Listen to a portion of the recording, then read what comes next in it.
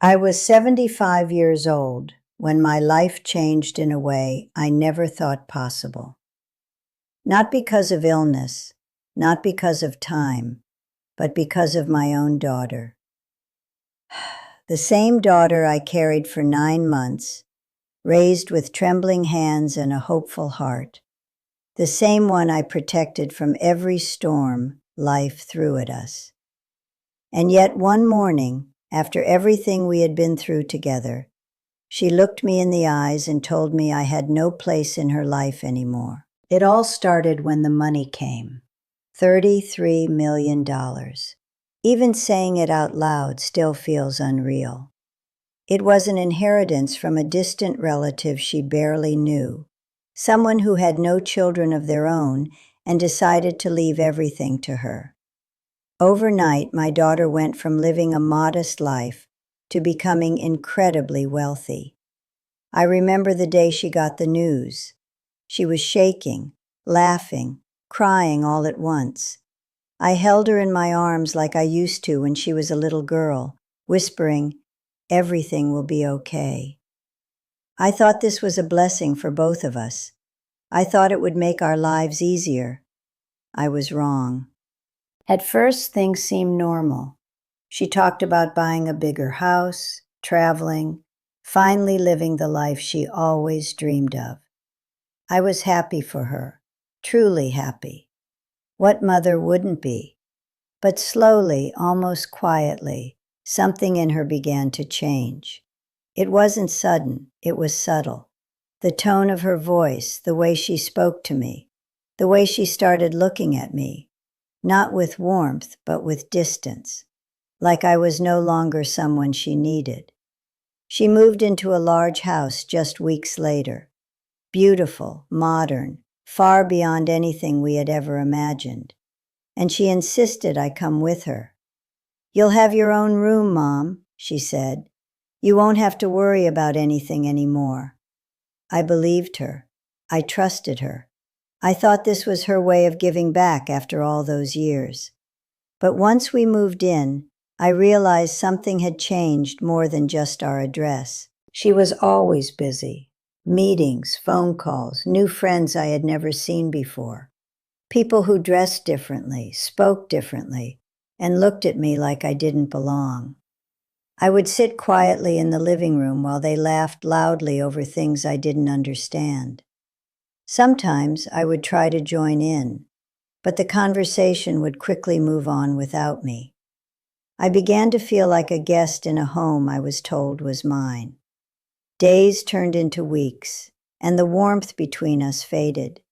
She stopped asking how I was, stopped sitting with me, stopped being my daughter in the way she once was.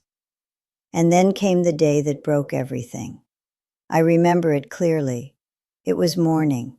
The sunlight was coming through the large windows, and I was making tea in the kitchen.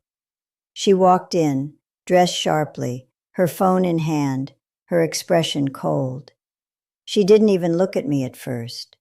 Then she sighed, like she had been holding something in for too long. "Mom," she said, finally turning toward me, "we need to talk." There was something in her voice that made my heart sink instantly.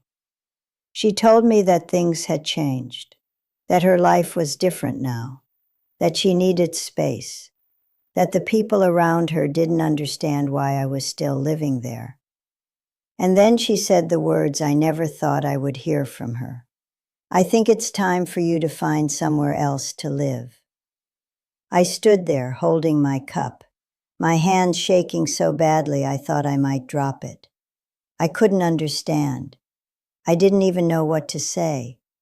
I asked her if I had done something wrong, if I had upset her somehow, but she just shook her head. "It's not about that," she said. "It's just, this isn't working anymore." Not working. Like I was some inconvenience, some old piece of furniture that didn't fit her new life. By the afternoon, my bags were packed. She didn't yell. She didn't cry. She didn't hesitate. She simply watched as I gathered what little I had brought with me. And when I stood at the door, hoping, just hoping, She would stop me, say something, change her mind. She didn't. The door closed behind me, and just like that, I was alone. At 75 years old, with nowhere to go. That night I stayed at a small motel, the kind with thin walls and flickering lights. I sat on the edge of the bed and stared at my hands, wondering how life could change so quickly, wondering how the child I raised could become someone I no longer recognized. But what hurt the most wasn't being thrown out. It was realizing that to her, it didn't matter. The next 2 days were the hardest of my life. I barely slept, barely ate. I kept replaying everything in my head, trying to understand where I went wrong, how love could turn into distance so easily. I felt invisible, forgotten, like my entire life had been reduced to nothing. And then, on the third day, my phone rang. It was her. For a moment I just stared at the screen, my heart pounding, my hands trembling. A part of me didn't want to answer, but another part, the part that had always been her mother, couldn't ignore it. So I picked up. And what I heard on the other end was not the same voice that had told me to leave. She was crying, panicking, desperate. "Mom, I need your help." Everything in me went still. She told me everything had fallen apart. People she trusted had taken advantage of her. Money had been mishandled. Decisions made too quickly had backfired. The world she thought she had control over was slipping through her fingers. And suddenly, she felt lost, alone, afraid. The same way I had felt just days before. And in that moment, I realized something powerful. Money had changed her life, but it hadn't made her stronger. It had just revealed how unprepared she was. She begged me to come back, said she needed me, said she didn't know what to do. And I sat there in silence, because for the first time in my life, I had a choice. Do I go back to the same place that cast me out, or do I finally choose myself? I closed my eyes, took a deep breath, and said softly, "I will help you, but I will not come back to live there." There was silence on the line, then more tears. But this time, things were different, because I wasn't speaking as someone who had been pushed aside. I was speaking as someone who had found her worth again, and that was something no amount of money could ever buy. Now I ask you, if you were in my place, would you have gone back, or would you have walked away? Because what happened after I agreed to help her is something I never expected. And I'll tell you that part next.